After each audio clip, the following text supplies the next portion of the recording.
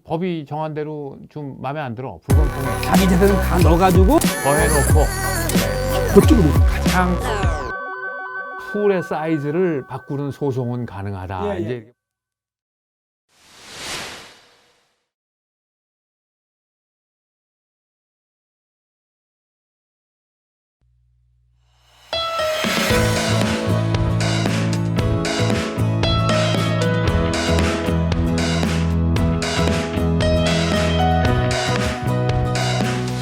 유언과 상속은 이제 유언자의 입장, 즉 죽는 사람의 입장에서만 바라보는 것이 다가 아니라 살아있는 사람의 입장에서도 우리가 알아야 될 아주 중요한 그런 내용들이 있습니다.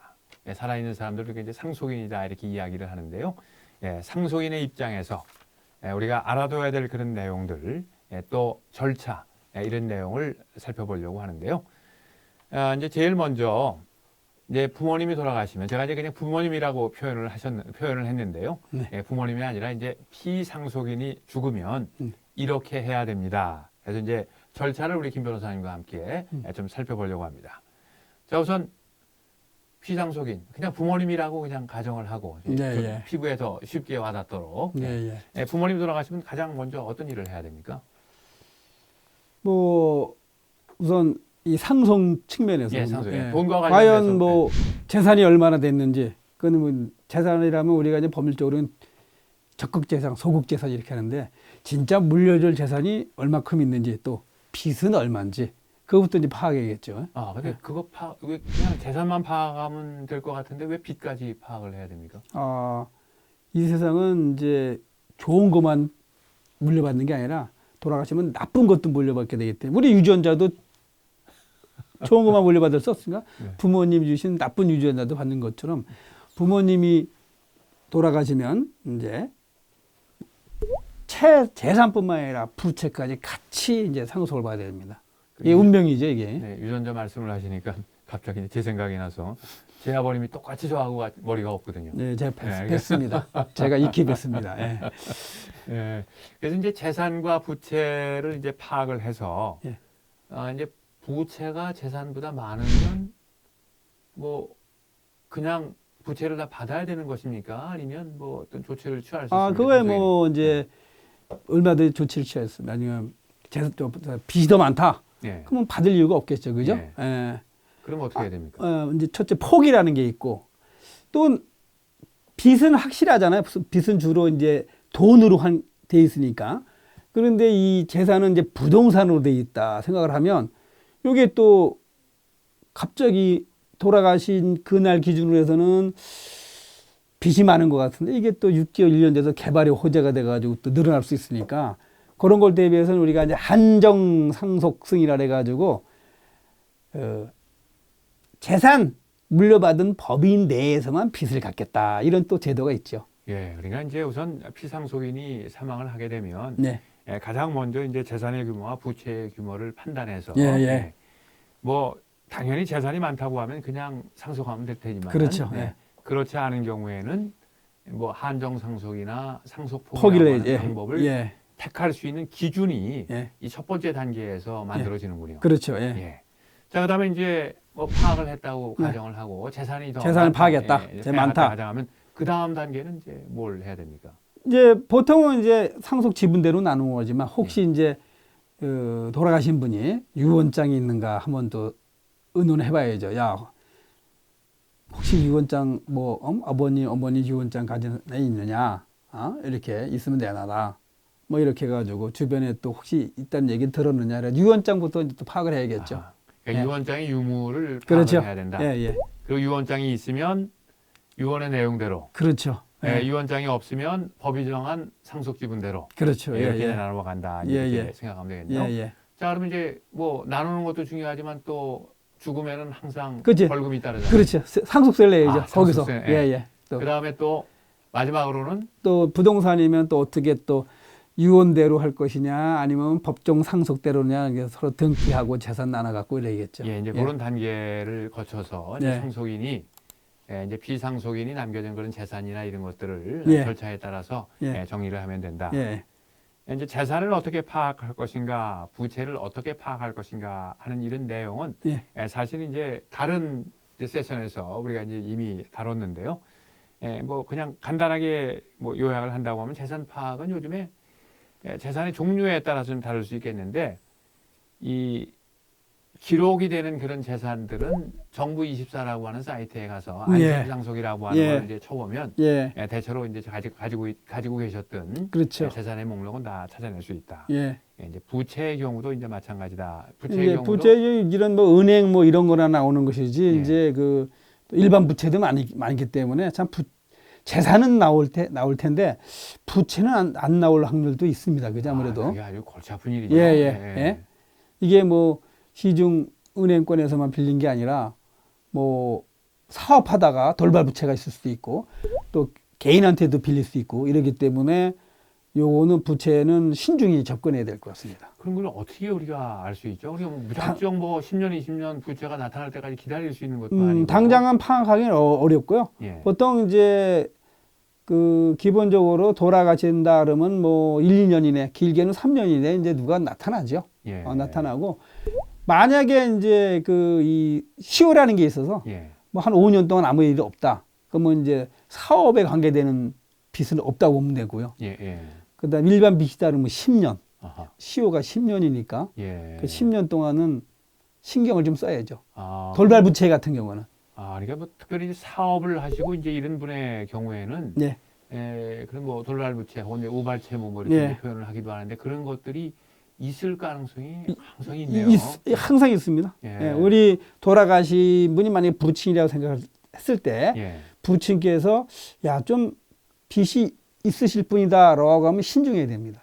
조금. 예? 그러니까 이제 한정상속을 해야 되는 선택을 그렇죠. 신중하게 고려해야 될. 예, 왜냐하면 우리가 아버지의 빚과 재산이 동시에 물려받을 때 혹시 실수해가지고 아버지 재산을 팔아서 사용했다.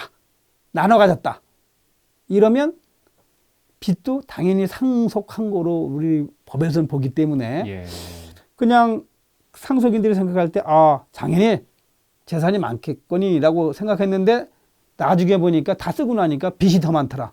그럼 빚을 또 안아야 됩니다. 그래서 그런 면에서도 이제 신중해야 될 것 같습니다. 그러니까 앞에 첫 번째 단계에서 이제 재산과 부채를 파악하는 거를 네. 이제 굉장히 신경 써서 해야 될 필요가 있겠네요. 예. 특별히 뭐 사업을 하거나 이제 이런 분들의 경우에는 이제 그렇다. 예.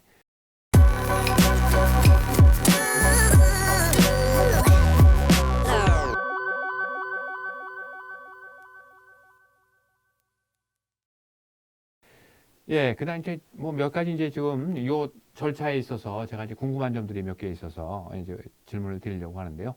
유언장이 있다고 이제 가정을 하면 그 현업에서 실무를 진행하실 때 유언장의 내용이 혹시 위조나 변조될 가능성이 있다고 보세요? 아니면 거의 없다고 보십니까? 저는 많은 경험을 하지 않았지만 뭐 상당한 경험을 했는데 제 경험에서는 유언장이 위변조되는지는 않았었는데 항상 그 의심을 하죠. 적게 받은 사람은. 저희도 마찬가지로 적게 받은 쪽에서 소송을 하면서 의뢰인은 저 위조된 거다. 위조할 때 유언할 때 상황은 우리 부친께서는 이랬기 때문에 저렇게 작성될 리가 없다. 이런 이제 의심을 항상 하죠. 이게. 실제로 현업에서는 이제 위변조를 이유로 소송이 이제 진행되는 경우가 상당히 있을 수 있겠다. 있습니다. 있죠. 그다음에 이제 유언장이 없으면 이제 법이 정한 대로 이제 상속 지분을 나눠간다 이제 이렇게 이야기했는데, 근데 난 법이 정한 대로 좀 마음에 안 들어, 불공평해. 뭐 이런 방법이 없습니까? 그거는 이제 원칙은 없는 거고요. 유언장도 없는데 법대로 해야 되는데, 이제 그게 되면 이제 특별히 내가 상속인 중에 한 사람이 내가 아버지 돌아가신 분, 어머니든 아버지든 돌아가신 분의 재산을 내가 형성하는데 또 예컨대 아버님이 어머님이 많은 돈을 써야 되는 상황에서 내가 썼다라든가 이렇게 해가지고 재산 형성에 그 도움을 준 사람, 우리 이제 기여분이라고 하는데 그 기여한 사람이 야, 상속분대로 하면 안 되고 아버지 재산이 50억인데 그 중에 내가 적어도 한 20억은 내 힘으로 형성된 거야. 라고 해가지고 이제 법원에, 그건 반드시 법원에 이제 심판 청구를 해야 되는 거죠. 그런 방법으로 이제 먼저 가져갈 수 있는 제도는 있습니다. 예. 예, 이제 유언장이 없으면 법에 정한 대로 이렇게 예. 이제 우리가 김 변호사님 말씀해 주셨는데 법에 예. 정한 대로는 얘기는 뭐 이를테면 몇 분의 연 몇 분의 연 이렇게 이제 가져간다. 그렇죠. 예. 이거는 절대 바꿀 수가 없는 거죠. 그렇죠. 예. 유언장이 없으면. 예, 유언장이 없으면. 근데 바꿀 수 있는 거는 몇 대 몇 분의 몇으로 나눠가는데 그 풀의 사이즈를 바꾸는 소송은 가능하다. 예, 예, 이렇게 예. 보는 거죠. 예, 예. 상속 재산의 이제 규모를 이제 산정하는 것은 이제 가능하다. 이제 그 중에 하나가 이제 기업은의 경우에는 일정 부분을 떼내는 경우고, 그렇죠. 예. 그다음에 이제 상속 재산으로 확정된 그런 부분이 적다, 빠진 네. 부분이 있다. 예. 뭐 예를 들면 뭐 이 어떤 경우가 있을 수 있을까요? 상속인들 간에. 뭐 크게 이제 두 가지 있습니다. 이제 불만이 있는 사람 입장에서는 예, 자, 내가 이 유언자, 즉 뭐 아니 돌아가신 분, 그러니까 아버님이든 어머니든 뭐 기타 뭐 할아버지든 그분이 재산 형성하는데 내가 상당히 도움을 줬다, 기여했다라고 해가지고 자기 그 기여분 예컨대 뭐 50억 정도의 재산을 남겼다 그러면 그 중에 내가 이만 노력해가지고 한 1, 20억 정도는 내가 노력한 거다라고 해가지고 법원에다 기여분 청구하는 게 있고요. 그러면 기여분만이 인정된다면 그 부분은 빼고 아, 이게 상속 재산이 줄어드는 거죠. 그렇죠. 그 나머지 가지고 다시 나눠야 예. 되는 거고요. 예. 예. 그다음에 이제 또 어떤 사람들은 아버지 돌아가기 전에 어머니 돌아가기 전에 이만 재산을 먼저 가져가지 않았냐. 그러니까 그걸 빼야 되지 않겠느냐. 빼는 겁니까? 더 해야 되는 겁니까? 그분은 이제 가져간 사람은 덜 빼는 가져가야 거고. 되는 거. 예, 빼는 거고. 그렇죠. 전체 상속 재산은 다 넣어야 돼. 일단 넣고 커지는 거죠. 예, 커지는 거죠, 일단. 아, 그렇군요. 그렇게 해놓고 계산해 봐야죠. 그걸 뭐라고? 그것도 이제 유류분이라고 하는데 아, 유류분의 약간 비율을 따져야 됩니다. 거기는. 예.